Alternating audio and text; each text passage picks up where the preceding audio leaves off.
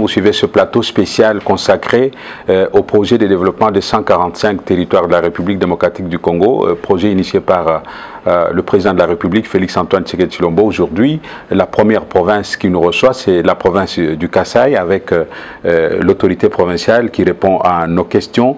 Nous promettons de passer dans toutes les provinces pour la visibilité et la communication maximale autour de ce projet, contrairement à d'autres projets qui ont précédé. Cette émission, je l'ai dit en avant-propos, est dédiée à son Excellence, Monsieur le Président de la République, qui est l'initiateur du projet de développement de 145 territoires de la RDC pour booster le développement à la base. Alors, Monsieur le Gouverneur, est-ce que vous pouvez nous faire un état des lieux de votre province, territoire par territoire, y compris la ville de Tshikapa, pour nous permettre de nous faire un peu une idée en rapport avec ce projet initié par le Président de la République?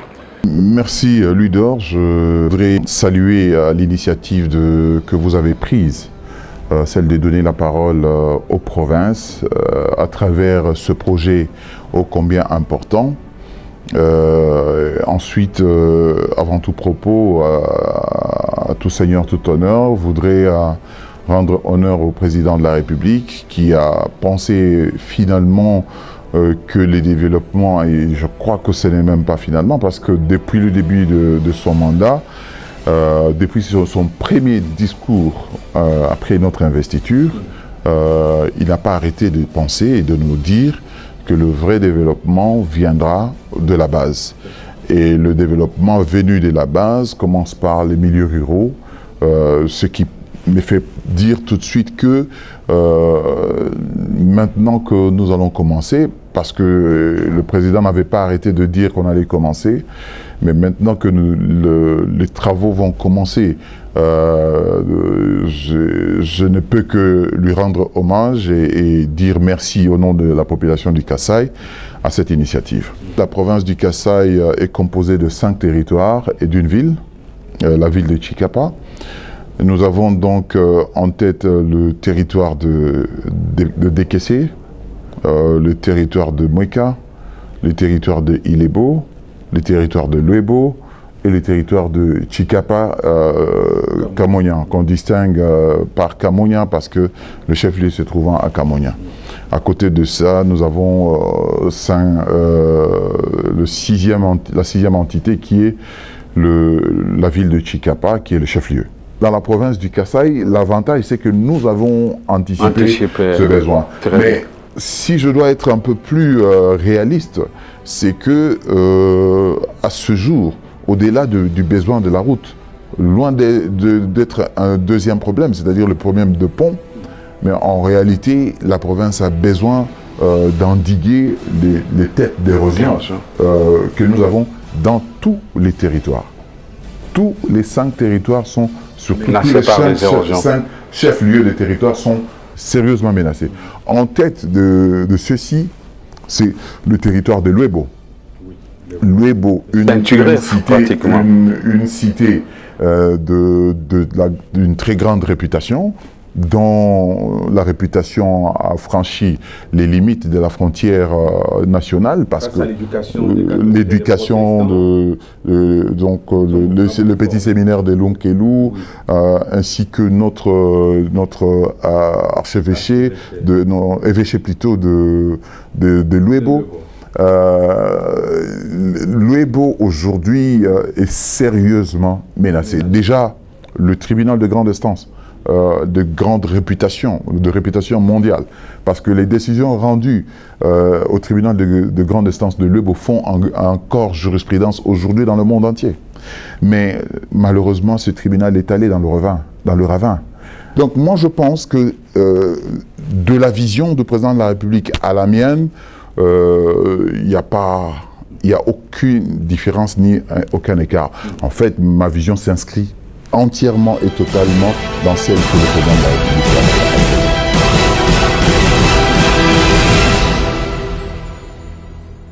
a. Monsieur le gouverneur, merci d'avoir peint ce tableau de manière exhaustive des réalités de votre province. Mais vous-même, depuis que vous êtes là, qu'est-ce que vous avez fait sur le plan économique, sur le plan social, que dirais-je encore?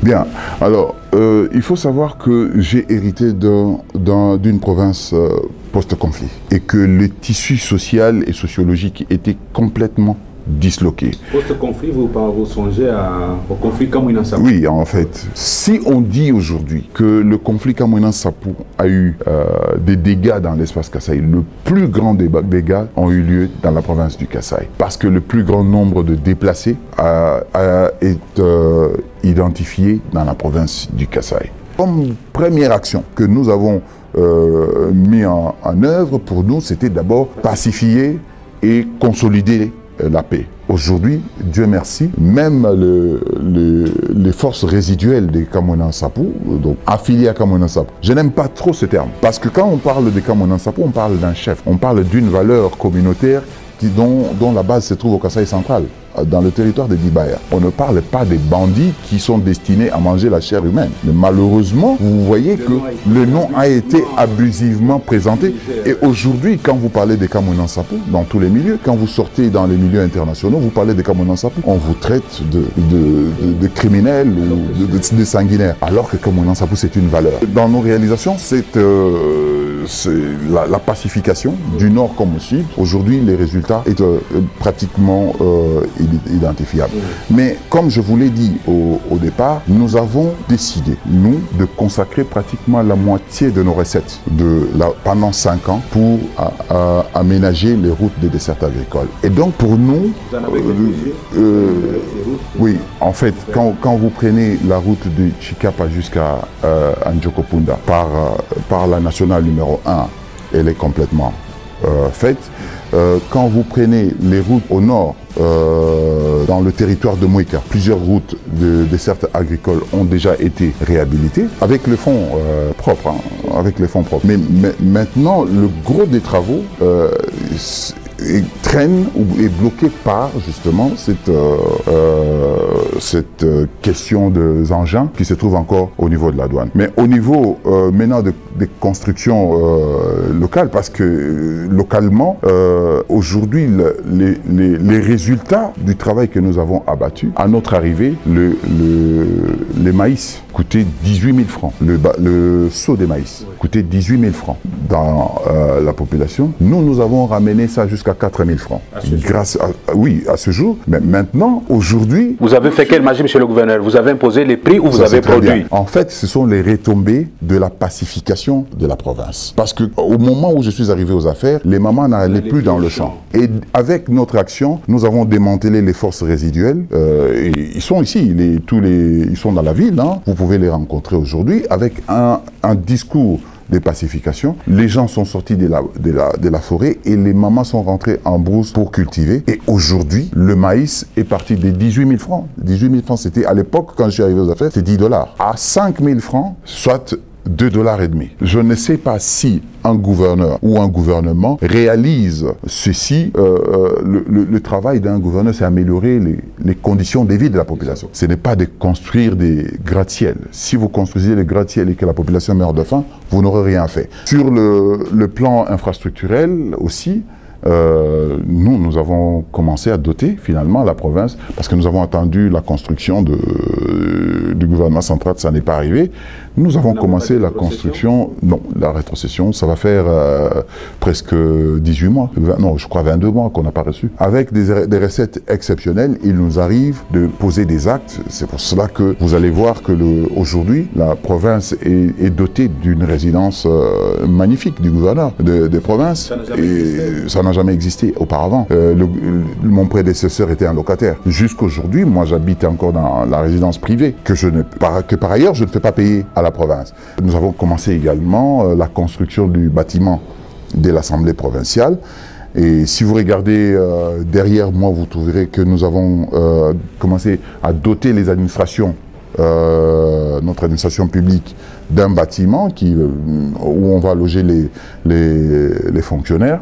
Mais un gros effort que nous avons fourni, c'est que nous avons enlevé le gouvernement provincial de l'allocation. Parce que, à mon arrivée, le gouvernement provincial, tous les ministères étaient, oui. Et parfois, nous étions ridicules, étant donné qu'on n'avait pas d'argent pour payer tous les jours, chaque mois, nos bailleurs. parfois on nous a exposés dans les réseaux sociaux et tout ça. Mais aujourd'hui, ceci est derrière nous. On a vu un pont neuf qui relie Kélé à Tshikapa Centre. Et 2 autres ponts que j'ai visités en marge de mon séjour ici. 3 ponts sur la ville. Est-ce que c'est à l'actif de votre règne? Il faut dire que ce sont des ponts qui ont été construits pendant mon règne. Il y a 2. Il y a un qui est construit dans le plan de la route nationale numéro 1, dans la réhabilitation, la route nationale numéro 1. Mais il y a un autre dont les fonds ont été orientés par moi à mon avènement, parce que il y avait un résidu qui devait repartir vers la Banque africaine de développement, mais que j'ai décidé moi-même de bloquer pour réhabiliter le pont sur la rivière Tshikapa, ainsi que quelques artères sur la ville. Donc ça aussi, je peux compter ça sur mon actif, sans oublier évidemment également le pont effondré, qui s'est effondré il y a 1 année et dont la réhabilitation est terminée. Mais en même temps, malgré cette réhabilitation, il reste encore un défi important. C'est la desserte en eau potable du côté de la colline de Kélé.